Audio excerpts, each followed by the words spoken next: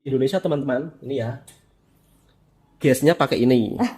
Ini gas subsidi teman-teman namanya. Iya, Ini gas gas melon ya. subsidi. Hmm. Ini 3 kilo ya. Hmm. Kalau di Malaysia kan tidak ada benda seperti ini teman-teman ya. Kalau di Malaysia nggak ada Gitu. benda seperti ini. Baru tahu. Di Malaysia tuh rata-rata gasnya itu besar-besar ya. Oh, nggak ada yang Tapi subsidi kalau di berarti? Indonesia gasnya 3 Iya, kilo. Ini namanya betul. gas melon. Yang Hanya subsidi kecil. untuk masyarakat miskin. Jadi gas ini gas subsidi. Harusnya nggak usah ditulis seperti ini ya kan. Iya. Ini kok hanya untuk masyarakat miskin. Mm-mm. Seolah-olah itu masyarakatnya ingin miskin terus gitu. Cobalah diganti. Gas Bagus. subsidi. Itu kan lebih enak ya. Betul. Gas subsidi. Hanya untuk masyarakat tertentu. Kan lebih baik. Boleh. Gas subsidi hanya untuk masyarakat tertentu. Mm-mm. Hanya untuk masyarakat miskin. Miskin. Kayaknya Kadang-kadang nyelekit saya banget kalau ya. melihat tulisan ini tuh gimana ya? Iya. Agak apa?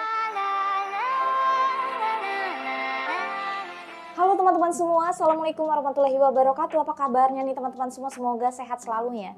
Dan kembali lagi bersama aku Rizky tentunya. Kali ini kita masih mau ngelanjutin requestan dari teman-teman semua. Thank you untuk teman-teman yang sudah kirimin link requestnya ke DM Instagram aku di @rizky ya. Wah bagus nih cerita dari salah satu TKI gitu kan yang bekerja di Malaysia tentu saja. Ada Mas Tauha, nanti untuk link video originalnya akan aku letakkan di description box. Langsung aja kita nonton ya videonya. Oke. Video ini bukan saya niat pamer ya teman-teman. Sekali lagi mohon maaf ini bukan niat pamer. Tetapi ini menjawab pertanyaan dari teman-teman yang menuliskan di kolom komentar kenapa Bang Toha tidak pernah menunjukkan rumahnya. Sudah dapat apa selama bekerja di Malaysia? Ada hasil atau tidak? Jadi di sini saya terpaksa menjawabnya ya teman-teman. Padahal kemarin-kemarin dulu-dulu sudah saya jawab selama saya bekerja di Malaysia. Alhamdulillah saya bisa membuatkan rumah untuk anak dan istri saya. Meskipun tidak begitu besar, tetapi saya sangat bersyukur dari hasil kerja keras saya selama berpuluh-puluh tahun kerja di Malaysia. Bisa membangunkan istana kecil untuk keluarga saya. Alhamdulillah. Ya meskipun tidak megah, tidak mewah, setidaknya saya sangat bersyukur sekali ya. Berkat dari kerja di Malaysia bisa membuatkan istana kecil untuk keluarga di kampung halaman. Gitu. Kenapa saya lebih memilih merantau di Malaysia ya? Karena Malaysia ini dekat dengan Indonesia dan orang-orang di sana itu juga sangat ramah tamah. Yang paling penting ya, ini pesan yang paling penting ketika kita merantau di negara orang, jangan sampai kita istilahnya bahasa kasarnya ya, jangan buang tai di negara orang. Jadi kita harus menjaga adab sopan santun di negara orang. Merantau ini bukan hanya sekedar membawa diri saja ya, tetapi merantau ini membawa nama negara. Jadi kalau misal kata kita di negara orang terus perlakuan kita kurang baik, yang dapat nama jelek itu negaranya kita. Kira-kira seperti itu sahabat semua. Dan alhamdulillah rumah ini saya bangun itu menghabiskan biaya sekitar berapa ya? Mungkin kurang lebih sekitar 60.000 ringgit lah, 60.000 ringgit ya, 60.000 ringgit Malaysia ya, sekali dengan tanahnya, dengan bangunannya. Sebab waktu itu tanahnya masih murah teman-teman. Saya beli waktu itu masih bujang ya. Waktu itu saya kerja di Malaysia masih bujang, jadi saya kumpulkan uang saya untuk beli tanah. Kemudian setelah saya sudah berkeluarga, saya putar uang tersebut untuk bisnis istri saya ya. Jadi istri saya ini di rumah juga tidak menganggur. Istri saya itu juga punya pekerjaan menjahit baju. Selain menjahit baju juga ada usaha kecil-kecilan lah, jualan es. Jadi uangnya itu muter.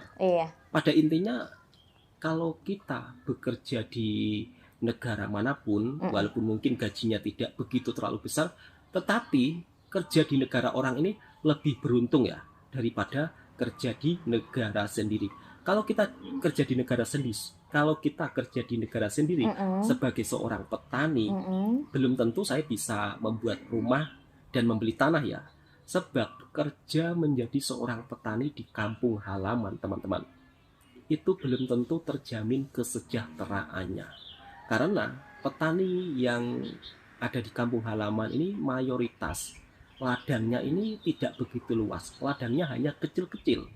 Kalaupun panen, mungkin itu hanya bisa bertahan untuk makan sehari-hari saja. Itu sebabnya kenapa di Indonesia sekarang itu krisis petani. Siapa yang mau anak muda disuruh menjadi petani, sedangkan hasilnya saja tidak menentu. Kebanyakan anak-anak muda itu lebih suka memilih merantau ke luar kota ataupun ke luar negara. Kalau di kampung saya ini yang banyak merantau di luar negara, kebanyakan kerja di Malaysia. Dan alhamdulillah mereka semua itu sukses-sukses lah. Di kampung bisa beli mobil, ada juga yang bisa bangun rumah. Sekitar berapa orang ya yang di kampung saya merantau? Sekitar mungkin dalam satu kecamatan ya. Satu kecamatan itu kalau Malaysia satu satu wilayah lah, bukan satu daerah. Kalau satu daerah itu luas, mungkin sekitar ada hampir ratusan lah teman-teman. Oke, kali ini saya ingin menunjukkan isi rumah saya itu ada apa saja sih. Ini bukan pamer ya teman-teman. Sekali lagi ini mohon maaf, ini bukan pamer, tetapi ini menjawab pertanyaan sahabat-sahabat yang sering penasaran ya. Kerja puluhan tahun di Malaysia itu dapat apa sih bang? Rumahnya seperti apa gitu. Jadi ini bukan pamer. Oke, saya akan tunjukkan rumah saya ya. Dan ini saya akan masuk ke dalamnya ya teman-teman. Nggak ada salahnya kerja di luar negara. Seperti ini teman-teman, isi rumah saya ya. Yang penting hasil halal. Dari kerja di Malaysia. Masih berantakan semua teman-teman. Belum itu ya, belum tertata rapi. Yang penting banyak-banyak bersyukur saya mas. Ini pakai bajaringan. Kalau pakai kayu teman-teman saya nggak mampu ya. Soalnya kayu itu harganya sangat mahal teman-teman. Jadi kalau pakai kayu jati ini nggak mampu ya. Saya pakai bajaringan. Dan ini mesin jahit istri saya. Dulu. Ini. Jadi selain bagus. Hasil dari Malaysia, istri saya juga itulah menjahit baju lah. Dan uang dari hasil kerja saya selama di Malaysia itu diputar ya. Kadang diputar untuk jualan baju. Alhamdulillah teman-teman, ada untung lah. Alhamdulillah. Dari awalnya saya nol ya, saya nol tidak punya apa-apa ya. Iya. Jadi rumah ini hasil kerja bersyukur. keras saya dan istri saya lah. Hasil kerja keras berdua. Bagus. Ini kamarnya teman-teman, seperti ini. Ya masih berantakan teman-teman. Nggak punya AC teman-teman. Adanya kipas angin seperti ini ya. Adem itu udah. Ini pun juga belum di plafon teman-teman. Ya maklum teman-teman, ini rumah sederhana ya kan. Biayanya pun juga tidak begitu mahal-mahal sangat. Ini pun dari hasil tabungan yang berpuluh-puluh tahun teman-teman. Iya, alhamdulillah. Nah kalau di Indonesia teman-teman, ini ya. Gasnya pakai ini. Ini gas subsidi teman-teman namanya. Iya. Ini gas subsidi. Ya? Ini 3 kilo ya. Kalau di Malaysia kan tidak ada benda seperti ini teman-teman ya. Kalau di Malaysia nggak ada benda seperti ini. Baru tahu. Di Malaysia tuh rata-rata gasnya itu besar-besar ya. Oh, nggak ada yang subsidi. Tapi kalau di Indonesia gasnya 3 kilo. Ini namanya gas melon. Hanya untuk masyarakat miskin. Jadi gas ini gas subsidi. Harusnya nggak usah ditulis seperti ini ya kan. Ini kok hanya untuk masyarakat miskin. Seolah-olah itu masyarakatnya ingin miskin terus gitu. Cobalah diganti. Gas subsidi. Itu kan lebih enak ya. Betul. Gas subsidi hanya untuk masyarakat tertentu. Kan lebih baik. Gas subsidi hanya untuk masyarakat tertentu. Hanya untuk masyarakat miskin. Kadang-kadang saya kalau melihat tulisan ini tuh gimana ya? Agak apa? Ya gitulah kadang pemerintah Indonesia. Teman-teman. Cobalah diganti. Gas subsidi hanya untuk masyarakat tertentu. Itu kan juga lebih sopan ya. Kalau kayak gini tuh hanya untuk masyarakat miskin. Kayaknya kok. Ataukah memang sengaja pemerintahnya ingin masyarakatnya miskin terus. Karena ini juga termasuk yang itu loh teman-teman, yang kaya tambah kaya. Kata-kata ya. Dan kata-kata itu termasuk doa loh. Harusnya nggak ditulis ini. Kalau ditulis ini tuh harusnya ini salah ini. Gas subsidi hanya untuk masyarakat tertentu. Itu lebih sopan kalau dari segi pandangan saya lah teman-teman. Nah itu masnya aja ngerti. Dan dapurnya juga belum jadi teman-teman. Karena ya uang terbatas ya. Insya Allah nanti kalau ada tabungan mungkin bisalah untuk membuat dapur ya teman-teman. Iya, bismillah. Kalau di rumah itu teman-teman ya seperti biasa, ini sambal ya kan. Untuk makanannya ya tahu tempe. Kadang pakai sayur, kadang tidak. Tapi kalau untuk orang desa ya sarapan tahu tempe digoreng sama sambal itu udah enak teman-teman. Udah iya. Bersyukur Mas. Ini tempat bawang merah pun saya juga belum ada teman-teman. Banyak Jadi bener merah bawang ya. kemarin beli banyak, jadi diletak di sini saja ya.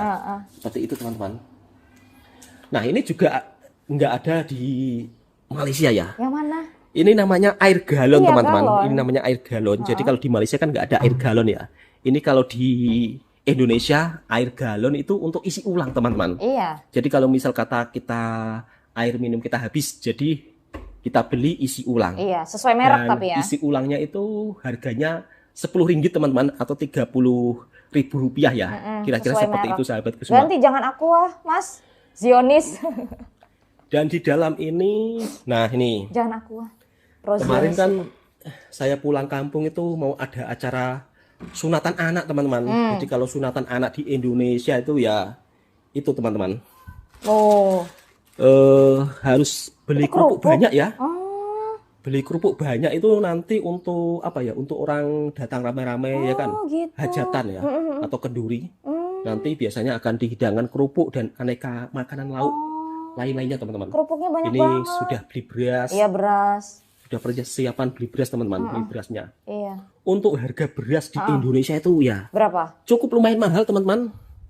Kurang lebih harga beras Indonesia dan Malaysia itu sama ya. Jadi nggak ada murah di Indonesia, nggak ada. Untuk minyak goreng Kalau ya, aku 5 minyak kilo goreng yang itu lebih 70.000 itu lebih murah di berasnya. Malaysia kalau minyak goreng. Minyak goreng lebih murah di Malaysia.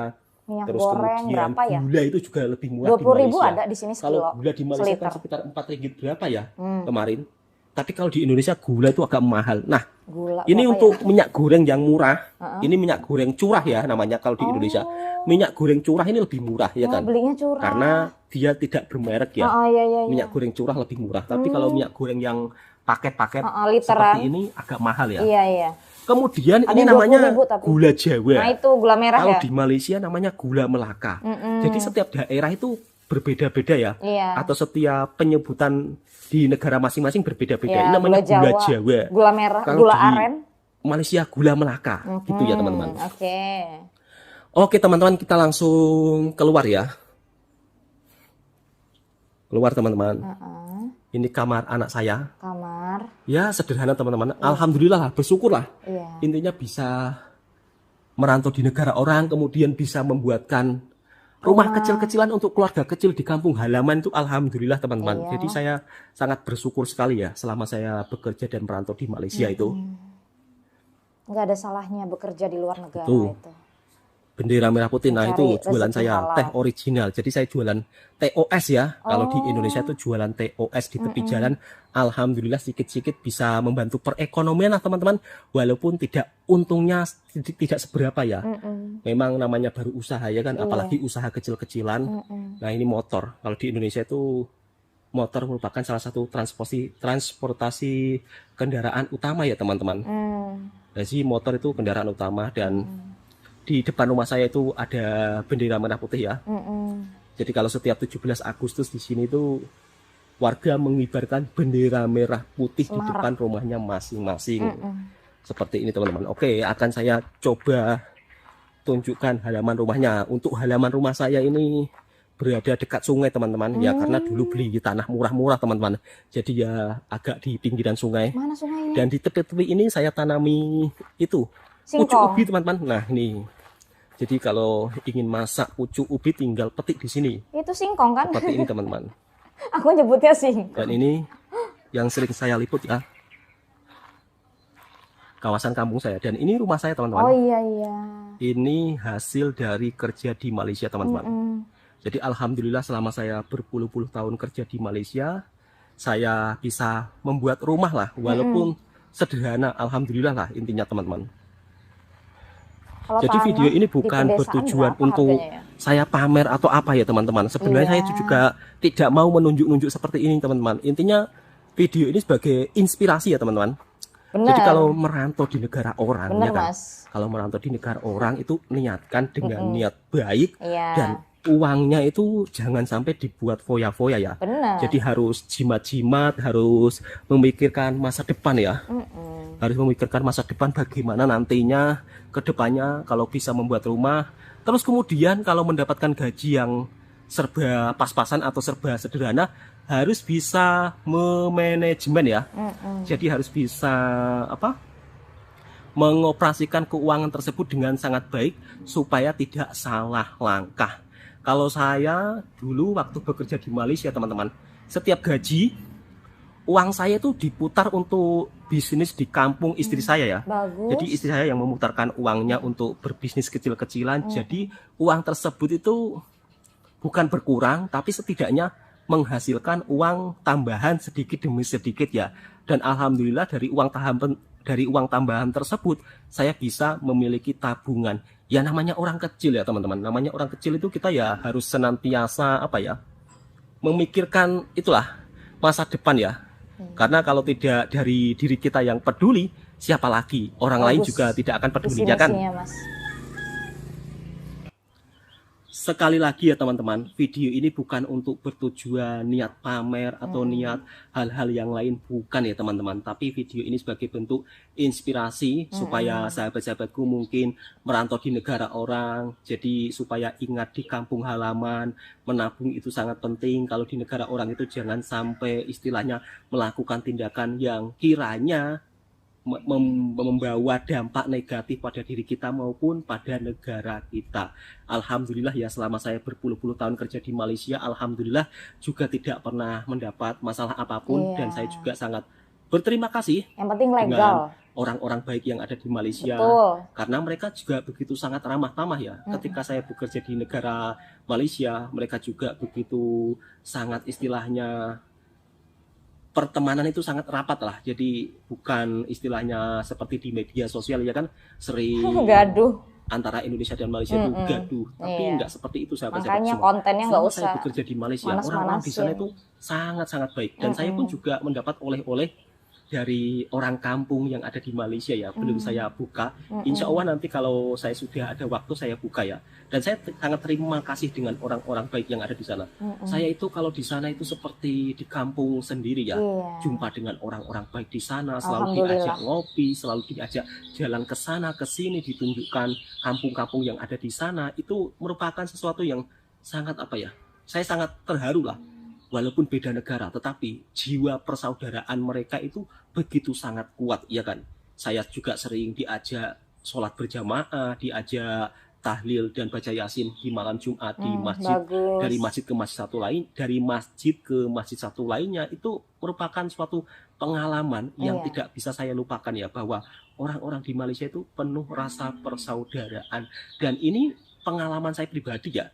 Saya di sana alhamdulillah begitu mendapat perlakuan baik dari orang-orang yang ada di Malaysia. Untuk kalian mungkin kalau ada orang-orang yang berkomentar toksik ya kan, tidak semuanya itu mewakili mana-mana negara. Setiap negara pasti ada orang toksik, ada orang itu baiknya, individunya. pasti lebih banyak orang baiknya daripada orang toksiknya. Kira-kira seperti itu sahabatku semua. Oke, saya kira cukup sekian videonya ya. Semoga video ini menjadi inspirasi untuk para teman-teman yang di rantauan. Walaupun mungkin saat ini gaji kalian itu tidak seberapa ya kan? Mungkin dikatakan, wah kerja di negara Malaysia itu gajinya kecil, gajinya tidak besar. Tapi kalau kita bisa menggunakan uang tersebut dengan secara benar, insya Allah menjadi berkah ya. Dan alhamdulillah uang hasil daripada Malaysia, alhamdulillah saya gunakan di kampung penuh dengan keberkahan. Keberkahannya apa? Saya bisa beli tanah, saya bisa buat rumah.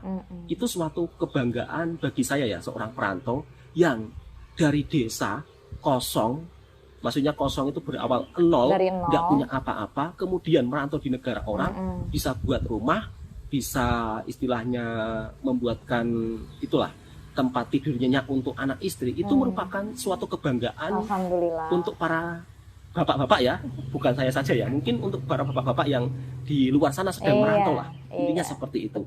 Oke, cukup sekian sharing hari ini. Semoga sahabatku video ini bermanfaat ya, dan kiranya suka dengan kontennya Bang Toha Channel, silahkan tekan tombol merahnya, subscribe, like, komen, dan bagikan ke sahabat-sahabat Anda semua. Assalamualaikum warahmatullahi wabarakatuh. Waalaikumsalam. Itu ya teman-teman ya, rata-rata memang ya tenaga kerja Indonesia yang bekerja nih merantau gitu ya ke negara jiran kita yaitu Malaysia itu rata-rata ceritanya memang bagus-bagus gitu ya. Orang-orang di Malaysia baik, bekerja di sana nyaman. Ya itu tadi asal kita bekerjanya dari Indonesia itu legal dan di sana mencari uang yang halal.